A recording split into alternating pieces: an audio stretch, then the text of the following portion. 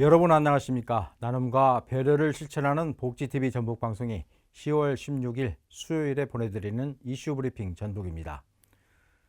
지난해 수협중앙회를 비롯해 일본 원전 오염수 대책위원회가 결성됐지만 올해 대책위원회 회의는 단 한 차례도 열리지 않은 것으로 나타났습니다.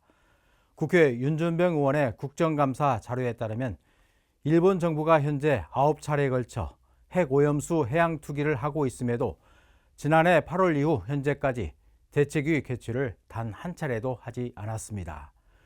우리 정부가 먼저 나서서 핵오염수가 아닌 처리수라고 하고 아무 피해가 없을 것이라고 발표했는데 정부 눈치 보느라 어떻게 회의를 열 수 있겠습니까? 공사장 등에서 배출된 오염물질을 저감하는 비점-오염 저감시설이 부실하게 관리되면서 수질 오염에 대한 우려가 나오고 있습니다. 이런 가운데 전북지방환경청 소관업체가 최다 적발된 것으로 파악됐습니다. 국회 국감 자료에 따르면 비점-오염 저감시설 부실 관리로 전북청 소관에서 가장 많은 75곳의 업체가 위반 행위로 적발됐습니다.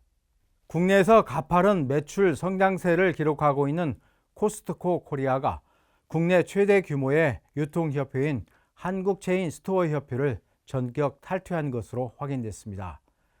협회 가입과 탈퇴의 법적 강제성은 없지만 해당 협회가 지역경제 활성화와 상생을 위해 여러 활동을 하고 있는 만큼 코스트코의 탈퇴를 보는 업계의 시선은 곱지 않습니다.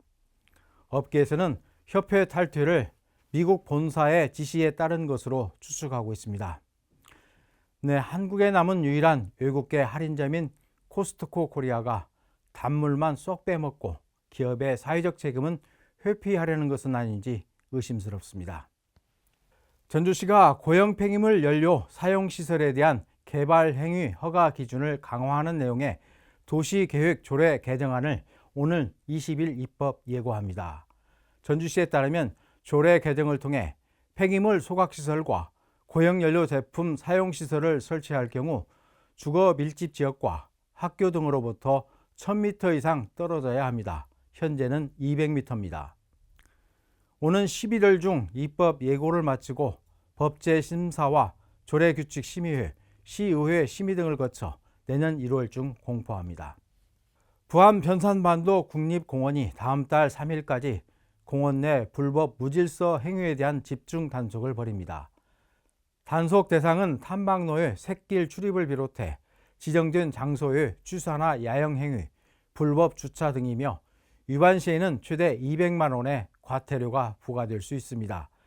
특히 자연훼손과 안전사고 예방을 위해 야간 단속도 실시할 예정입니다.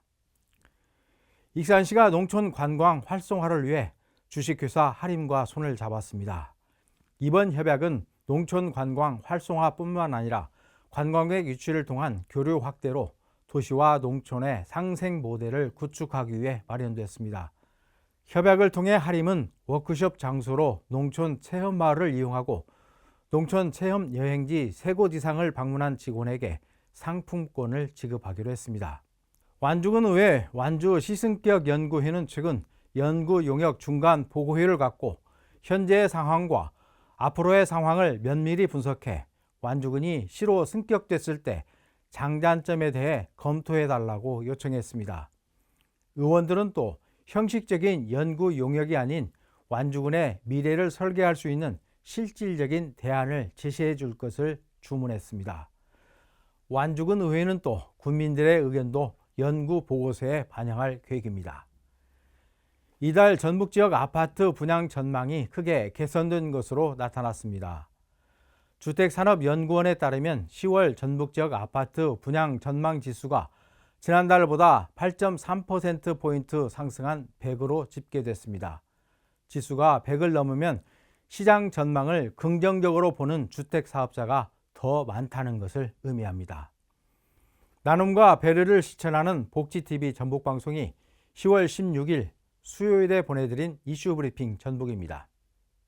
이 방송은 환자중심병원 전주 대자인병원, 물의 새로운 혁명을 이끄는 수소수 생성기 슈퍼바이오 지원으로 제작됐습니다.